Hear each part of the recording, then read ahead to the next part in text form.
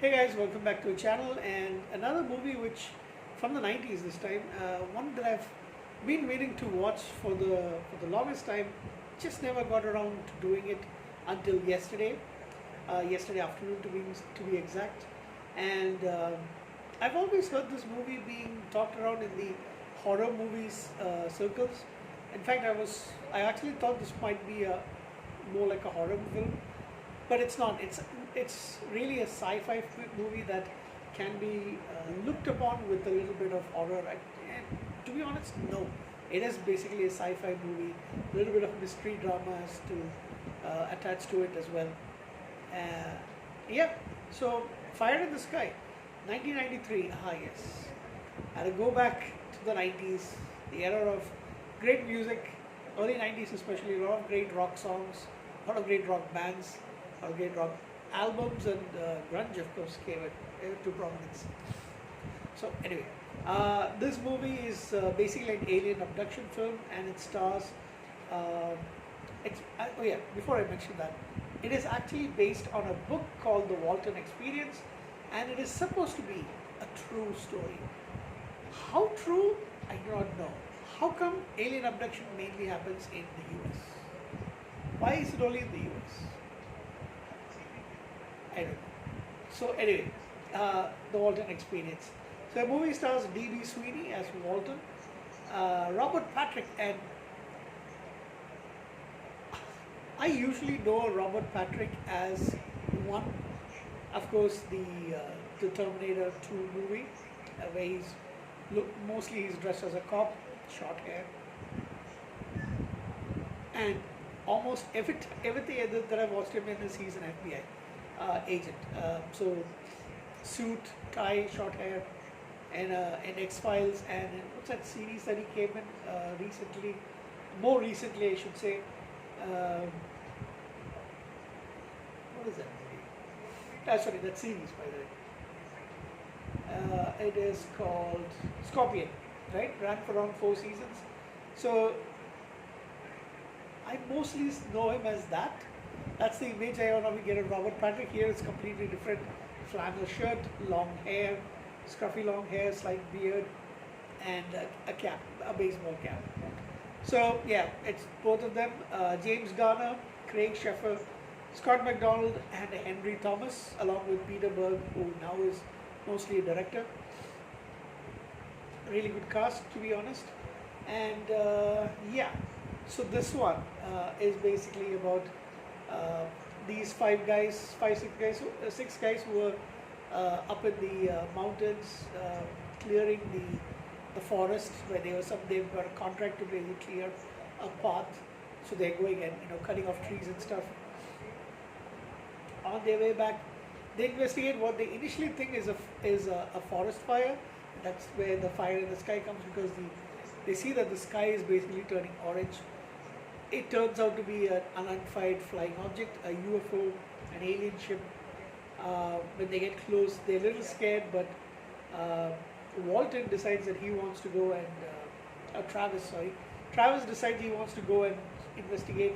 So he actually goes towards it, and then when he almost decides he wants to come back because his friends are calling him, they are scared. A beam of light hits him, and he is struck, and they initially think that he's dead. He lands on the ground. They take off. However, being his best friend, Mike Rogers, played by Robert Patrick, decides he wants to go back, and if he's dead, he wants to bring the body back, and if he's not dead, he wants to rescue his friend. The rest of them stay back, and then he goes. He can't find the body, so they come back. They go into town. They inform the cops, and the local sheriff calls up an investigator named. That's James Garner's role. Lieutenant Frank Waters. So he doesn't believe them, and he thinks they might have a fight. After a little bit of background check, they find that one of the six, that is Craig Sheffer's character named Alan Dallas, he has a criminal background, so which is not known to most of them. I think Mike knows, but not everybody else knows about it. So they don't. If people are finding it hard to believe about this, they can't find him, and so basically, a few days pass, and then finally Walton calls. Travis calls, and he calls Rogers, and he says, to pick, like he basically calls out for it over the telephone. They go, he and some of them run to their cars and go and find him in a gas station. He's alive, but he's naked, and he seems to be severely traumatized, and he's dehydrated. So they give him water, and then an ambulance comes, takes him. The ufologist basically comes, tries to ask him questions as well, but he he is not able to answer. At the hospital, he is being treated. However, he and Rogers have a little bit of tiff because Travis blames him for leaving him behind, and then Rogers said it wouldn't have happened if you had stayed back in the truck. You left, and and this is what happens. So he goes off angry, and then you see in a flashback as to what happened. He was picked up into the spaceship, and he finds himself in this slimy mess of a pod cocoon kind of thing, where he comes out. It's like disgusting looking stuff. I don't know what they meant to that, and it's basically zero gravity. So he floats, and he finds dead bodies, rotting bodies, and then he runs into a couple of these aliens. They drag him and they strip him on this bed, and they put something on him so that he can breathe, and then they cover him with this tight sheet, some kind of a skin almost, and then that restricts him. He can't move, and then he's experimented on, and he has got at this welcome party for him. This is when he recollects this, and he has a mental breakdown. So he's helped. So the other five, they were asked to take a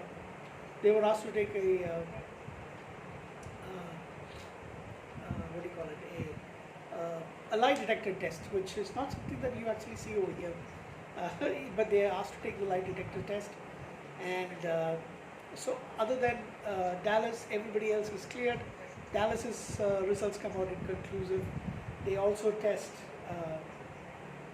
Travis a little later, and he basically is cleared as well.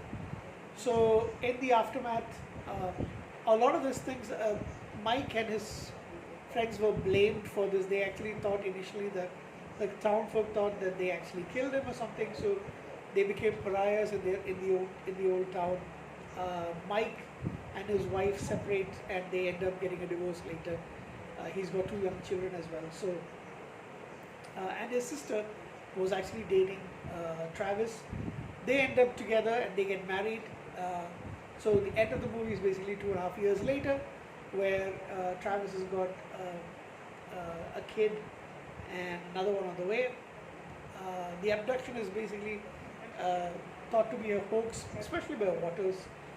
He doesn't think it's actually true. He thinks that it was faked so that Travis can become a celebrity. And in fact, because of this, he's offered a lot of money to tell a story for a book, as well as for some interviews and stuff. So at the end of it, he's happy and living with his wife Dana. And then you see him going and trying to meet Rogers, who now lives basically like a recluse, and I'm saying, he's living on his own. Hair is grown long, he's got a beard, and he's living somewhere in the woods. So he goes and sees him, and they try to reconcile. They basically go to the abduction area, where they talked, and they decide to patch up things, and that's where the movie ends. So this actually happened in the 70s, and then the last informants that in 1993, Walton, Rogers, and Dallas, they agreed to do another polygraph test, lie detector test, and all came out saying that. I mean, it all came out basically that they were saying the truth. So yeah, I don't know, but yeah, I don't really believe it. So anyway, that's it. It only happens in America, so it's fine. In the US, it only happens in the USA, so it's fine for us. I'll tell you one thing though. I would have thought, I mean, because it is supposed to be based on true events, they would be able to change the title. However, I would have thought if it wasn't so, you could actually make this movie a lot better if, at that last scene, 2.5 years later, Walton visits Rogers, who's now a recluse, and they go out this on the pretense of him patching things with him. They go to the area where he was actually abducted. While standing there, he tells him, "So the reason I brought you here is because I made I made a pact with the aliens that I would give them somebody else. And guess what, my friend? Since you left me behind, that somebody else is you." And as Rogers stands there, the alien ship suddenly appears, and it beams him into it to conduct all the experiments, and you hear him screaming as they do it, and that's how the end movie is. That would have made a great ending, at least to me, to be honest. I mean, it would have been a scary ending, yes, but that would have been fantastic. But yeah, they say it's based on true events and all that stuff. So, good acting by D.B. Sweeney is particularly incredible in this particular film. Robert Patrick is amazing. James Garner is amazing as well. Craig Sheffer always plays these kind of, mostly he plays unlikable characters. He's pretty awesome in this movie as well. Peter Berg, Henry Thomas, all of them are really good. It isn't a great movie, but it's good enough for multiple rewatches. I'll give this film a 7 out of 10. Thank you. Good night.